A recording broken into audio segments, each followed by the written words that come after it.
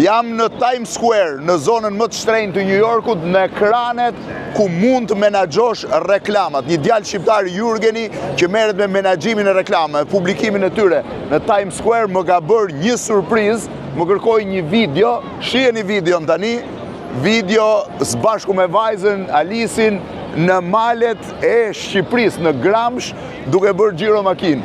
Shiheni sa e bukur është video në Times Square, në mes të zonës më po e quaj më të ngarkuar ose më të frekuentuar të New Yorkut. Do të tregoj tani, shiheni, është një nga mënyrat se si bëhet reklam në New York, por çmimet kanë ndryshuar shumë, do t'ju tregoj vetë Jurgeni se çfarë ndodh me to.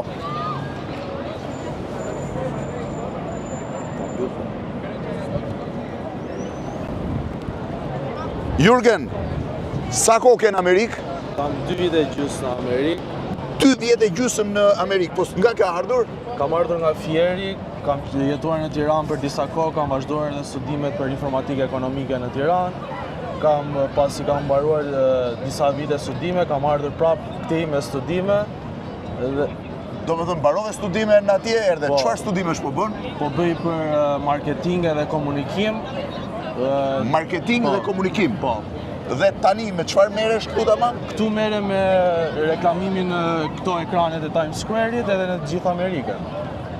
Në Times Square dhe në gjithë Amerikën. Tani unë do të pyes pak për Times Square-in, pastaj do kalim te Amerika, vetëm ngrije pak zërin se në Times Square është problem.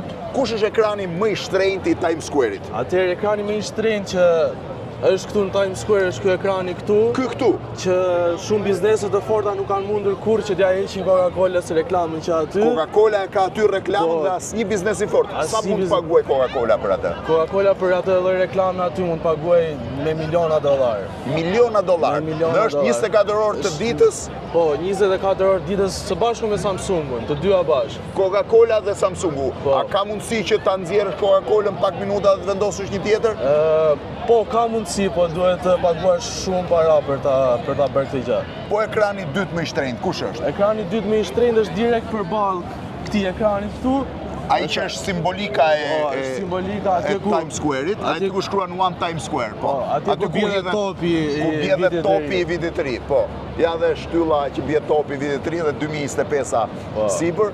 Ai është ekrani dytë më i shtrenjtë, po ai sa kushton? Ai mund të shkojë deri në $150,000 në muaj. $150,000 në muaj për sa publikime? Për 480 përsëritje. Për 480 përsëritje, $150,000 në muaj. Po ekranet e mëdha këtu për shembull. Ekranet këtu, po ky është nga ekranet më të mëdhenj që mund të shikosh këtu. Ky shkon deri në $25,000-30,000 për 300 përsëritje. $25-30,000 për 300 përsëritje. Dhe përsëritja sa është? 15 sekonda? Është në varësi të ekranit, disa ekrane kanë 8 sekonda, disa 10, disa 15 sekonda. Po ky ekrani tjetër? Ekrani tjetër përballë atje mund të shkojë deri në $55,000 për 480 përsëritje dhe ai. $55,000 për 450 përsëritje. Janë kryesisht kompani të mëdha që i marrin?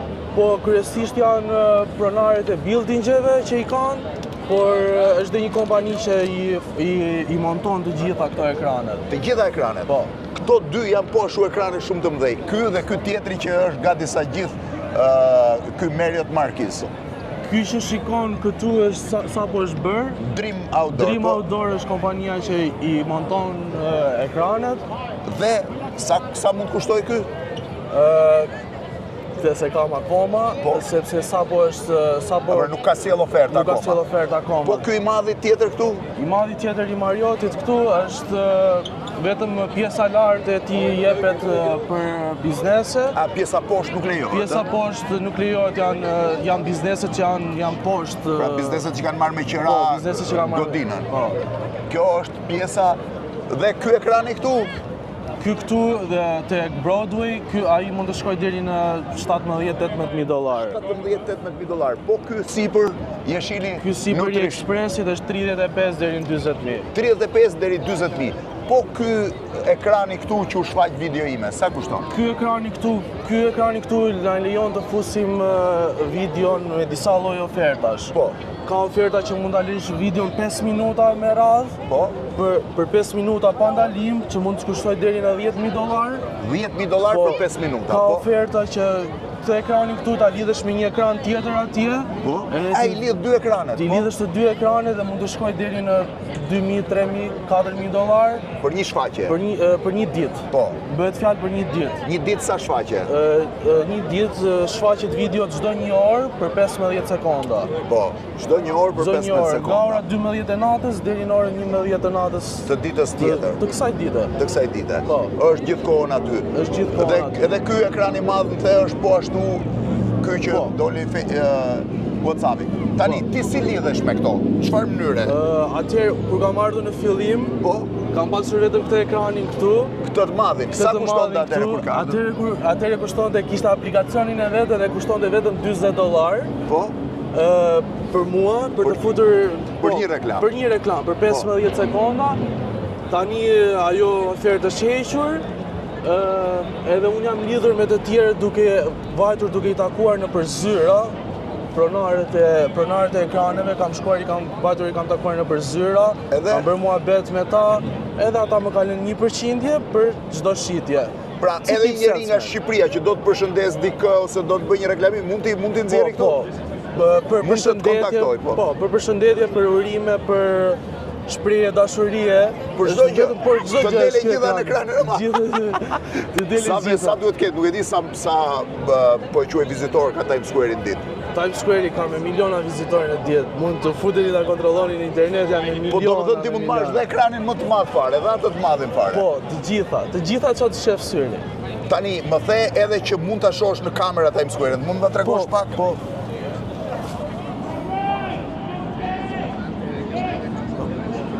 Ne gjejmë dot ku jemi tani? Po, e gjejmë.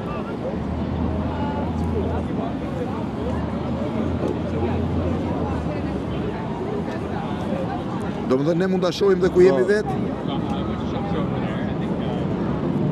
Ku e gjejmë dot ku jemi? Ka rrumuj, duhet shohim këtë të verdha, ja ku jemi. Ja verda, ja flamuri, ja monumenti, ja ku jemi, besoj jo. Shive se si mund ta kontrollosh veten online se ku je. Jo, aty është monumenti, duhet jemi më këtej. Duhet jemi në këtë zonën këtu. So you come from here, sitting on Ja ku jemi. walk around, you never know what they're gonna see. Të duhet ta gjejmë veten. Ngrit dorën se vetëm më shumë mund të shifemi. Duhet me ngrit dorën që të kuptosh. Po mund ta shohësh online veten. Ja ku jemi. Ja ku jemi. Ja ku jemi. Ja ku është këtu, shive. Ta ngret dorën unë se vjen me një çik vonesë. Ja ku jemi. Të vendosur.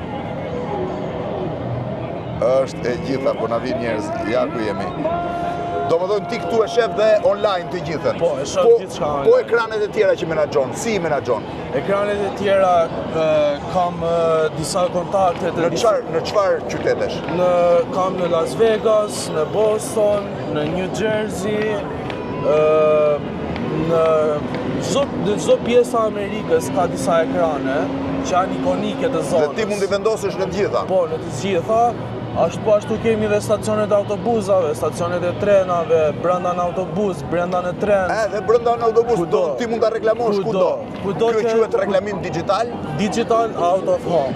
Out of home. Yes. Do të thonë ti e shpërndan kudo. Jurgen, 2 vjet e gjysmë që ka ardhur nga, filloi muzika këtu. 2 vjet e gjysmë që ka ardhur nga Shqipëria. Po. Si ishte kur erdhe nga Shqipëria në Amerikë? Në fillim ishte pak e vështirë, edhe do të tregoj edhe një histori se çka ka ndodhur kur isha duke jetuar si me roommate në një shtëpi tjetër kur pagoja qira vetëm për një dhomë. Po. Ishte një ditë isha në tualet. Po. Edhe shikoj një miq që kalon poshtë këmbëve të mia. Të doli miu në tualet. Doli miu. Ja, aq të vjetra janë shtëpitë. Aq të vjetra janë shtëpitë. Edhe direkt ditën tjetër kam bler bilet, kam shkuar në Shqipëri. Derisa gjeta një shtëpi tjetër, që s'kishte mi. Më të re për të ardhur përsëri në Amerikë. Ndihesh mirë tani? Tani ndihem pak më mirë sepse edhe jam mësuar, po themi, me jetën këtu që është një jetë Vjen në Shqipëri? Vi, kam ardhur edhe në Shqipëri.